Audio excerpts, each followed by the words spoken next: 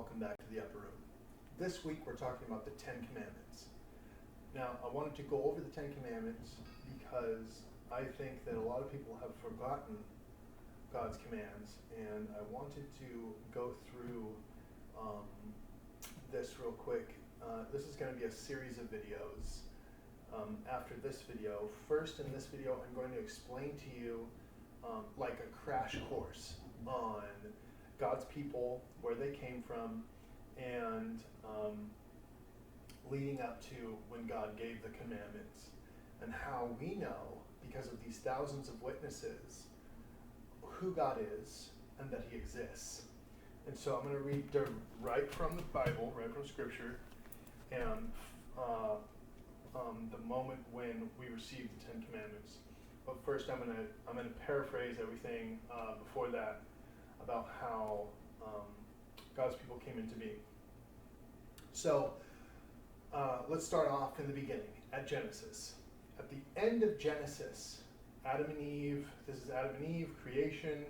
God created the universe, God created earth, God created animals, God created human beings, the first two, Adam and Eve, and their descendants, so on and so forth, eventually got to a descendant named Abraham. He is at the end of Genesis.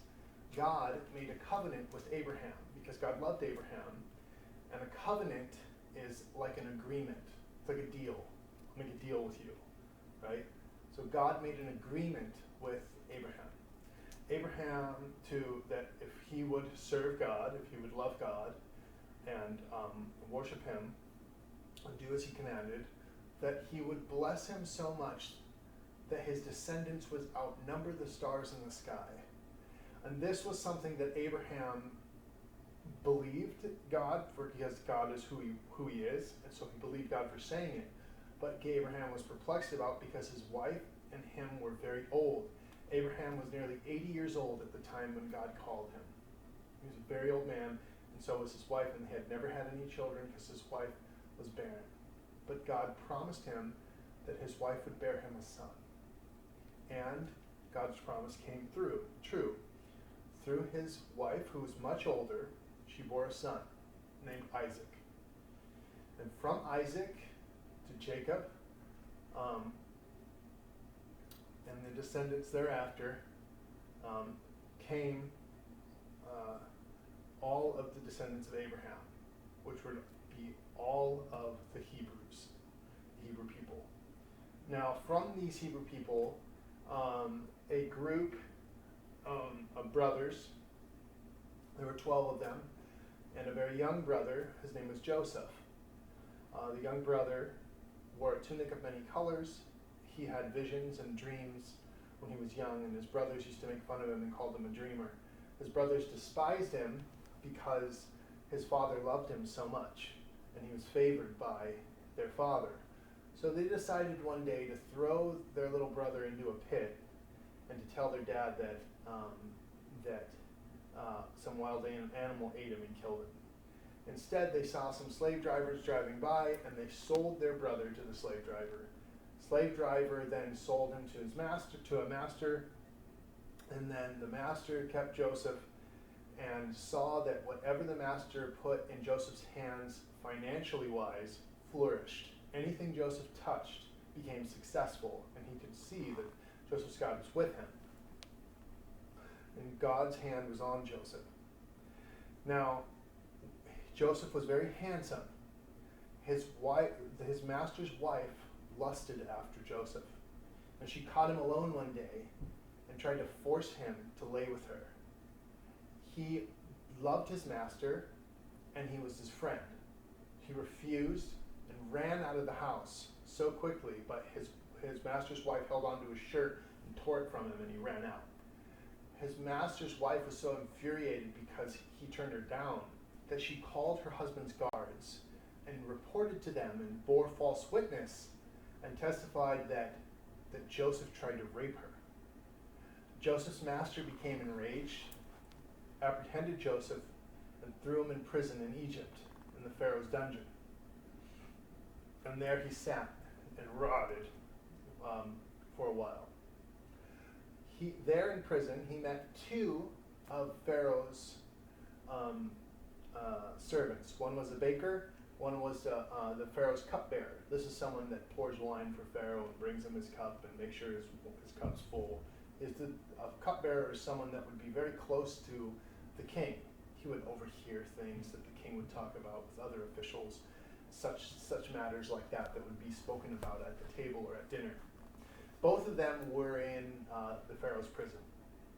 Now Joseph, being a dreamer and being someone that was to be given visions at a very young age, had a knack for determining what a dream meant. These two servants happened to have dreams that night, and they could not decipher what the dreams meant. So Joseph told them to tell him their dream. And he did, and he explained to them what their dreams meant. One would die in a gruesome way, I'm not going to go into details, and the other one would serve the king his wine again, and would become the cupbearer again. Just as Joseph had said, so happened in the next few days. It occurred. And the cupbearer went back to the king, and he stayed with the king for a time, and Joseph stayed in prison, and the baker died. Some time went by, and the Pharaoh had a dream himself, and he couldn't understand the dream. And the dream, it's a long explanation, but the dream was talking about a famine, but he couldn't understand what it meant. But the cupbearer remembered that when he was in prison, there was a man named Joseph, and Joseph revealed to him the meaning of his dream and the meaning of the baker's dream, and the dream came true just as he had said, in the manner in which he spoke it. So he told Pharaoh about this man in prison, and Pharaoh sent for Joseph right away and had him cleaned up and brought before him. And Joseph explained to him the meaning of the dream, that there would be a famine throughout the land. And the Pharaoh didn't know what to do about the dream and wanted to appoint some people to be in charge of the dream, to be in charge of this endeavor, because Joseph had some plans on what he should do. He was to take 10% of everything that was taxed, every crop throughout his kingdom, and taxes as well. 10% of everything that was given to him, and he was to put it to the side. And he said that someone should be left in charge of this. And he put Joseph in charge of it because Joseph determined the dream, and Joseph knew what to do. And the king put a ring on Joseph's finger, signifying for him to be in charge of this task. So Joseph went from being in prison to being a high elected official of the Pharaoh in Egypt. Okay? And just as Joseph said, a famine swept through the land and no one had food except for Pharaoh because of what Joseph did, putting away 10% of everything that they earned. Now, this also meant that his brothers didn't have food as well, and eventually sought some out in Egypt and had to run into their brother again that they sold to slaves and depending on him for food. Now, that's another story, but I'm trying to explain to you that from these 12 brothers, who were all named specific names, which correlate to the same things, similar names to what we have for the 12 tribes of Israel, is that there were 12 brothers. One brother despised, though they were loved by his father. And then we have 12 tribes of Israel that despised Jesus and rejected him, just as Joseph's brothers rejected Joseph, though Jesus' father loved him. Okay? Jesus' father also loved the 12 tribes of Israel. So, from this, we understand that the 12 tribes that came, and then the Hebrews that flourished in Egypt, then became a great number of Hebrews, of people. And when this Pharaoh died, another Pharaoh came into reign that became cruel and decided to enslave the Hebrews, and every Pharaoh thereafter enslaved them again and became more wicked and became more of a tyrant, and the Hebrews became slaves for 400 years building Egypt. God's people, Abraham's descendants, became slaves in Egypt for 400 years serving a pharaoh, a king that served other gods. So God could not have this. And so God called a man named Moses, a Hebrew child, a Hebrew man, who was running from Egypt at the time because, well, he had killed a man. We don't know if it's by accident or not, but he had, and he ran in fear of getting caught. And he stepped foot on God's holy mountain. Now, we don't know if, I believe, because I think it might have been an accident that how the man died when Moses confronted him. But you'll have to read the story of Exodus. Moses, when he came to a mountain that was farther away from Egypt, when he was running from Egypt, he came across a bush, and it was on fire. And the bush had a voice that came out of it, and it spoke to him, calling him, Moses, Moses. Remove your sandals from your feet, for you are on holy ground. And God's voice spoke to Moses and instructed him to go back to Egypt and to get his people. Anyway, long story short, Moses didn't think he could do it. It took a lot of convincing from God and a lot of support from God and encouragement from God, and Moses finally agreed, and then he did, and then he went, and God gave Moses certain abilities with his staff and Aaron's staff to try and show Pharaoh the proof that God was with them. And so many miraculous things happened, and Pharaoh constantly wouldn't let Moses' people go, the Hebrews. So God inflicted 10 plagues onto Egypt. Now, Moses could have come and said all these things, but without the plagues, I mean, who would believe him? So the Egyptians knew that Moses was telling the truth on account of the plagues and all this hardships that would be placed on them because Pharaoh wouldn't let their people go. As soon as Pharaoh let God's people go and worship him, the plague stopped. So that's another proof of the existence of God. This isn't just a story. This is a historical account. Okay, this isn't fiction. It's not a fairy tale. This is a historical evidence. This is a transpiring of what happened. Right? It's not a story. It's not like something that someone thought up. This occurred. This is a factual account of what transpired. Right? That's what the Bible is, especially the book of Exodus. Now, the entire Bible is a series of books and different things. There's poetry and singing and all this other stuff. You know, not every story in here is supposed to be taken extremely literally because certain things mean other things. So, but for the book of Exodus, it's a historical account. Moses led his people to the mountain that he saw the burning bush, which is called Mount Sinai. And God instructed Moses on what he should do.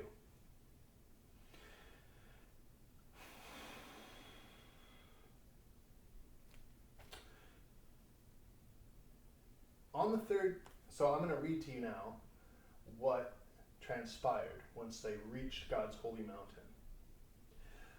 On the third new moon, after the people of Israel had gone forth out of the land of Egypt, on that day they came into the wilderness of Sinai.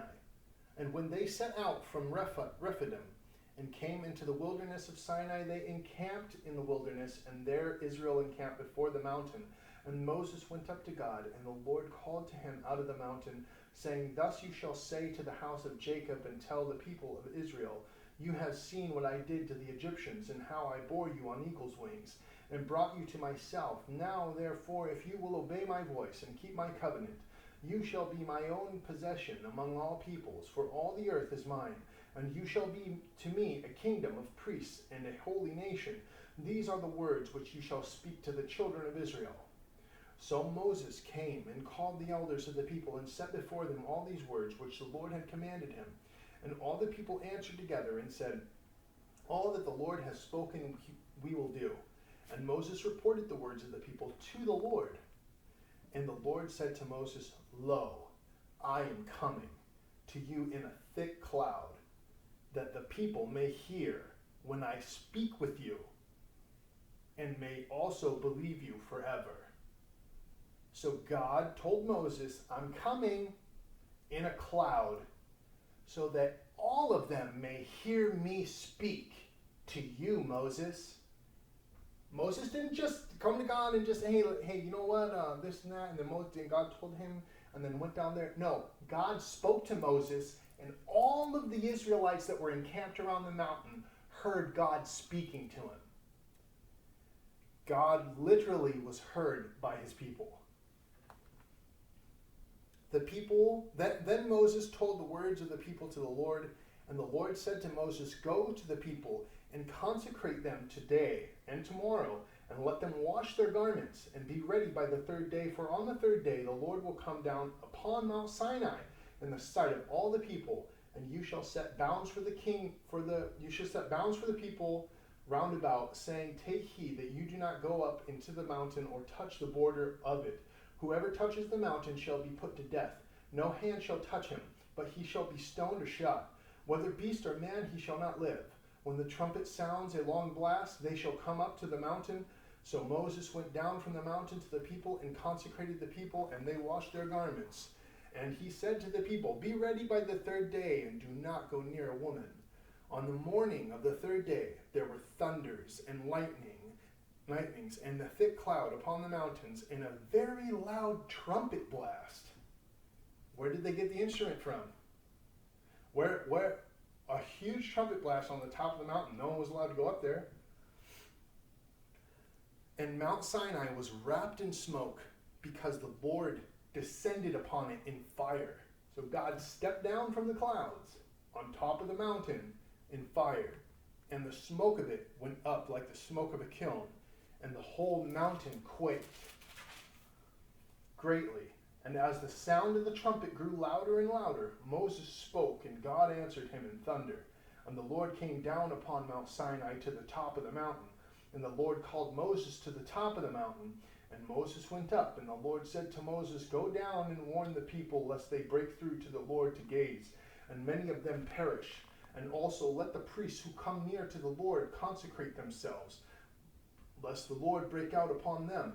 And Moses said to the Lord, the people cannot come up to Mount Sinai, for thou thyself didst charge us, saying, set bounds about the mountain and consecrate it.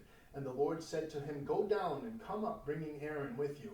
But do not let the priests and the people break through to come up to the Lord, lest they break out against them. So Moses went down to the people and told them. So God literally stepped down upon the mountain. And God spoke all these words, saying, I am the Lord your God, who brought you out of the land of Egypt, out of the house of bondage. You shall have no other gods before me.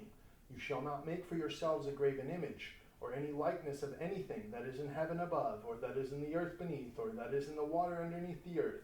You shall not bow down to them or serve them, for I, the Lord your God, am jealous God, visiting the iniquity of the fathers upon the children to the third and fourth generation of those who hate me, but showing steadfast love to thousands of those who love me and keep my commandments.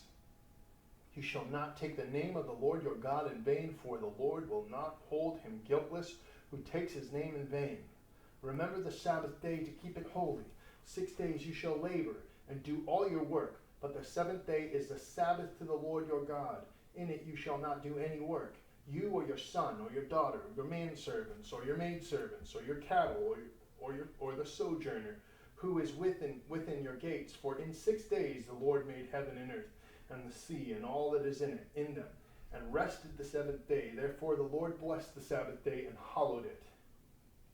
Honor your father and your mother, that your days may be long in the land which the Lord your God gives you. You shall not kill, you shall not commit adultery, you shall not steal, you shall not bear false witness against your neighbor, you shall not covet your neighbor's house, you shall not covet your neighbor's wife, or his manservant, or his maidservant, or his ox, or his ass, or anything that is your neighbor's. Now, when all the people perceived the thunderings and the lightnings, and the sound of the trumpet, and the mountain smoking, the people were afraid and trembled. And they stood afar off, and said to Moses, you speak to us, and we will hear. But let not God speak to us, lest we die. And Moses said to the people, "Do not fear, for God has come to prove you, and that the fear of him may be before your eyes, that you may not sin." This is exactly how we receive the Ten Commandments. That God literally spoke to his people through Moses, and that people, when he spoke to Moses, the people around heard him. These are commandments from the one who saved the Israelites from Egypt, that saved the Hebrews from Egypt, from slavery. The God that created heaven and earth, the God of all flesh. They're commands, not suggestions or recommendations. They're commands from the one who made you. To follow these guidelines is to be a child of God,